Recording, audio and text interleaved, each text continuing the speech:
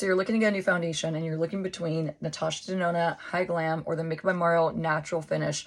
Let me do a side by side and then you can decide which one's gonna be best for you. Starting with the Natasha Denona High Glam foundation. This is supposed to be blurring, long lasting as well. I don't think it's blurring, but I do think it gives you a very glass-like, very reflective, very juicy look to your skin, especially if you prep it right. So if you have dry skin, prep accordingly. Oily skin, cut down a little bit. I'm gonna apply 7N with my N17 brush to this side of my skin. So Natasha Denona is serum based, which means it's going to be, in my opinion, as a professional makeup artist, much more suited for drier skin types. There's always going to be an exception to this. Oily skin, can you make it work? Yes, of course. Is it going to be your best match? No, it's not. Skin prep is always going to be key and crucial. The coverage on this is definitely a medium, but you can also build it up to be a full coverage if you layer it correctly. If you want more coverage initially with this foundation, you want to use a tapping motion to press this onto your skin and swiping motions to shear it out to make it more natural. Now, if you're truly a dry skin person and you want it to stay put all day and you don't want to set it with necessarily a lot of powder, do yourself a favor, let this dry down and self-set as long as possible. This does have a self-setting aspect to it, which allows you to use a lot less powder to set it into place. Just powder the T-zone and leave everything else glowy and reflective. So this is one side down with Natasha Denona High Glam in 7N. Skin feels very hydrated, a beautiful amount of coverage that's very buildable. All right, on to Make by Mario. This is the natural finish one, not to be confused with the original one he came out with that has a very similar bottle. Now this one is going to be more of a satin finish, whereas this one's a glowy finish. Let me show you what they look like side by side. I have the shade 8N. I'm going to apply it with a different N17 brush. Because this side and this formulation is more glowy, ends up looking more natural. That's just the reality. This is also a medium but buildable coverage. This one I feel like ends up looking a little bit more full coverage because of the finish. But depending on your skin type, if you already have really dry skin going into this foundation, it will end up actually looking a lot more matte than it's intended to. But I want to call out this one is also extremely long wearing, more so than the Natasha side because it's more of a satin